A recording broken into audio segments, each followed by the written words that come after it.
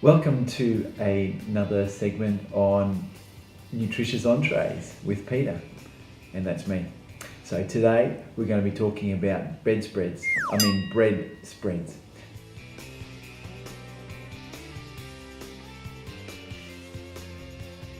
So there's a lot of options available for us today, and we're going to talk through a few of those options.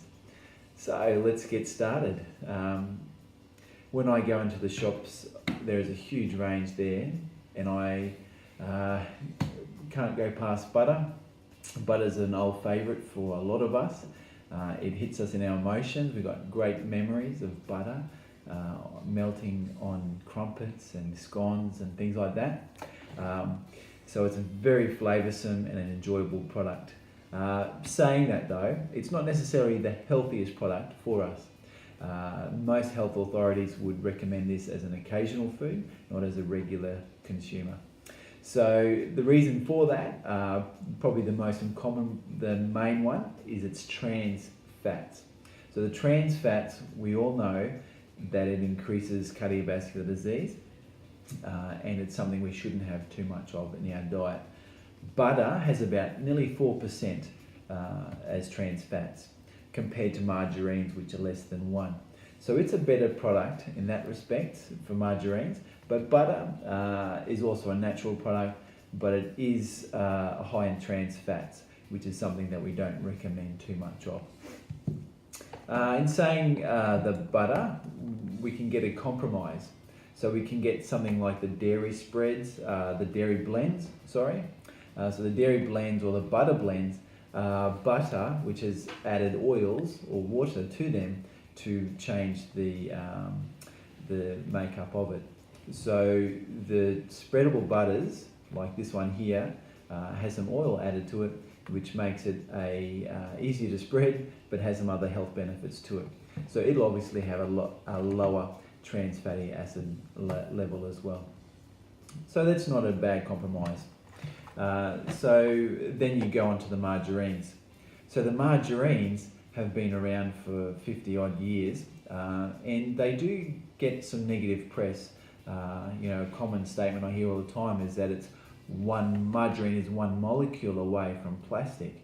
And to be honest, I'd have to agree with that statement, because when I open up the container and I see that the margarine is very close to the container, so it must be about a molecule away from each other.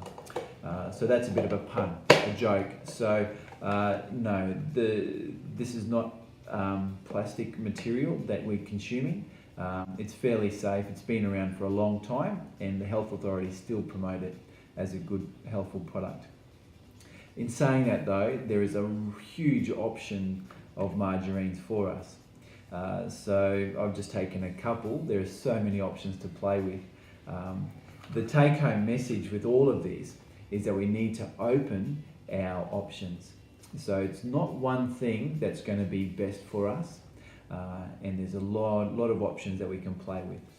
So the olive oil spread is not a bad option. It's about 20% olive oil added to the product, but it doesn't use extra virgin olive oil, so it's standard olive oil, but it is definitely a healthier option than a traditional butter spread. Proactive or Logical, even Coles and Woolies, they have their products now. All these products have plant sterols. So it's very clear, if you consume 25 grams of this for 3 weeks, you'll get a 10% reduction in your cholesterol, which is helpful if you have a risk of cardiovascular disease. The other benefits of these products is that it's very low in calories. So this product's called Ultra Light, and it's 70% less fat than normal margarines and butters. So as a comparison, this product has about 20 calories for 20 grams, whereas butter has 160 calories for 20 grams. So from 20 to 160, that's 8 times the calories you'll get from those products.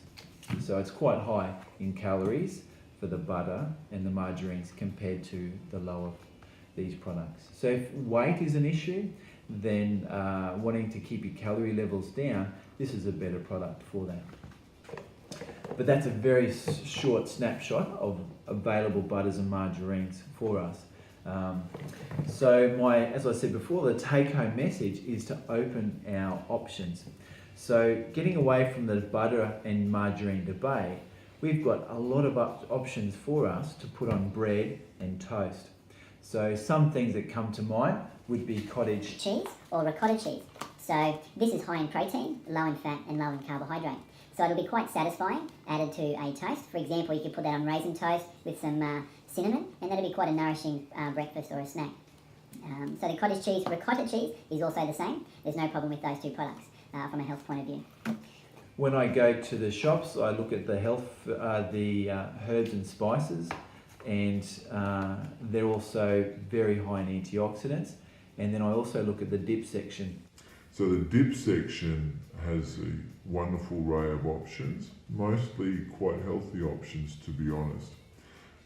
If you're looking for a low-calorie snack, a dip or a spread to put on your bread, look at beetroot. If you don't mind the flavour of beetroot, it's very high in antioxidants and it's very low in calories.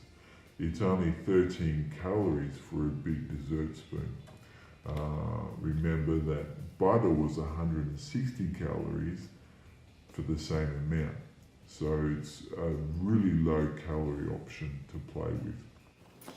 Avocado is a healthy fat, definitely appropriate to use regularly, and a commercial option like a guacamole is a suitable spread to put on your bread or toast. Apart from these sort of options, you've got plenty of other dips to play with.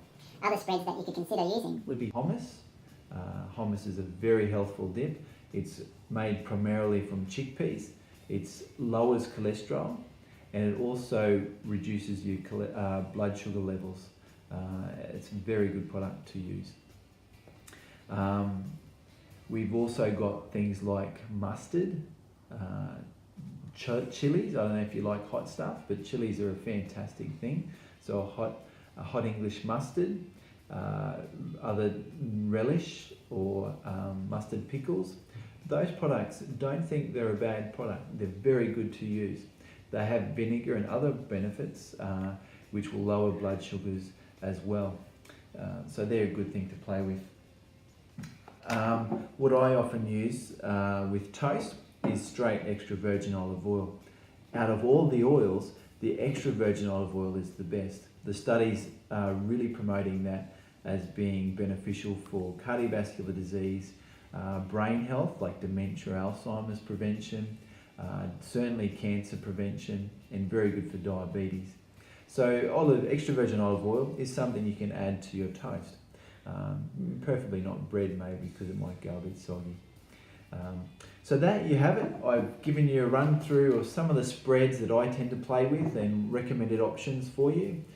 Stay tuned for our next segment on Nutritious Entrees, where we'll be talking about fats.